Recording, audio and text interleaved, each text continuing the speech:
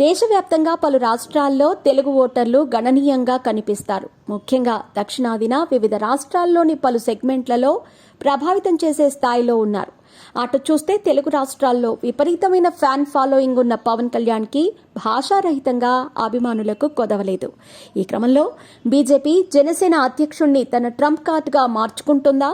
సనాతన ధర్మ సూత్రాలతో దేశవ్యాప్తంగా ఫోకస్ అవుతున్న జనసేనాని ఎన్డీఏ కూటమికి స్టార్ క్యాంపెయిన్ కానున్నారా? మొన్న తెలంగాణ, నిన్న ఆంధ్రప్రదేశ్లో పవర్ చూపించి మహారాష్ట్ర ప్రచారంలో సత్తా చాటుకున్న AP deputy CM next target ఏంటి? మహారాష్ట్ర ఎన్నికల్లో బీజేపీ సారథ్యంలోని మహాయుతి ఎన్డీఏ కూటమి అఖండ విజయం సాధించింది. ఈ విజయంలో జనసేనాని ఏపీ ఉప ముఖ్యమంత్రి పవన్ కళ్యాణ్ పాత్రను తప్పకుండా ఒప్పుకోవాల్సిందే.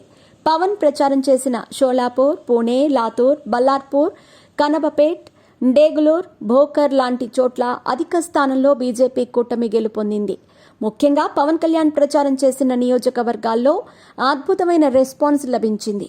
ఆయా ప్రాంతాల్లో పవన్ సభలకు ప్రజలు స్వచ్ఛందంగా పోటెత్తారు. మరాఠా గడ్డపై తెలుగు ప్రజల సంఖ్య ఎక్కువగా ఉన్న చోట్ల పవన్ ఇమేజ్ ఏంటో మహా ఫలితాలతో వెల్లడైంది. ఆంధ్రప్రదేశ్ ఎన్నికల్లో తన ఇమేజ్తో జనసేనకు 100% స్ట్రైక్ రేట్ సాధించి యావత్తు దేశం దృష్టిని ఆకర్షించిన పవన్ కూటమి విజయంలో కీలక పాత్ర పోషించారు. ఇప్పుడు తెలుగు రాష్ట్రాలకు అవతల పవన్ చరిష్మా పై ఎవరికైనా సందేహాల్లాంటివి ఉంటే అవన్నీ మహారాష్ట్ర ఎన్నికల ఫలితాలతో తుడిచిపెట్టుకుపోయాయి. ఇప్పుడు పవన్ కళ్యాణ్ మహారాష్ట్ర మొదలుకొని కింద ఉన్న దక్షిణాది రాష్ట్రాలలో బీజేపీకి ప్రధాన ప్రచార అస్త్రంగా మారారు. మహారాష్ట్ర మిషన్ పూర్తి కావడంతో పవన్ చరిష్మాను వాడుకుని దక్షిణాది రాష్ట్రాల్లో విస్తరించేందుకు బీజేపీ పెద్దలు రెడీ అవుతున్నట్టు చెప్తున్నారు. వారి కళ్ల ముందు ఉన్న నెక్స్ట్ బిగ్ మిషన్ తమిళనాడు. మరో ఏడాదిన్నరలో తమిళనాడు అసెంబ్లీ ఎన్నికలు జరగబోతున్నాయి. బీజేపీకి సంఘ పరివార్కు తమిళనాడు ఎప్పుడూ కొరకని కొయ్యే. అక్కడ రాజకీయం అంతా డీఎంకే, అన్నా డీఎంకేల మధ్య నడుస్తూ ఉంటుంది. అక్కడ బీజేపీ పునాదులు ఏర్పాటు చేసుకోవటానికి కూడా తమిళనాట ప్రజలు అవకాశం ఇవ్వటం లేదు. రాజకీయ దిగ్గజాలు కరుణానిధి, జయలలితల అస్తమయం తరువాత పరిస్థితులు కొంత మారాయి.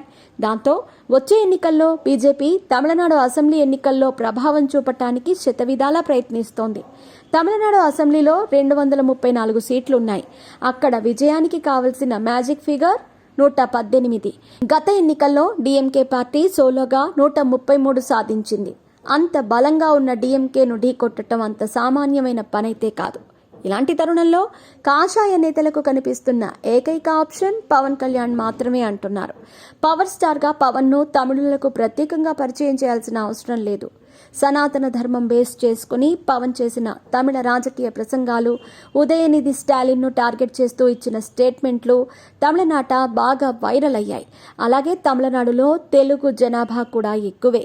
ఇలాంటి పరిస్థితుల్లో మహారాష్ట్ర ఎన్నికల్లో జనసేనాని హిట్ కొట్టడంతో ఆయన్ని స్టార్ క్యాంపెయినర్గా తమిళనాడులో దించడానికి బీజేపీ రెడీ అవుతున్నారట. తమిళనాడుతో పాటు దక్షిణాది రాష్ట్రాల్లో బీజేపీ పాగా వేసేందుకు పవన్ కళ్యాణ్ని సనాతన ధర్మం పేరుతో వినియోగించుకోబోతుందంటున్నారు. దక్షిణాదిలో 5 రాష్ట్రాలుండగా ఒక ఏపీలో మాత్రమే బీజేపీ కూటమి అధికారంలో ఉంది.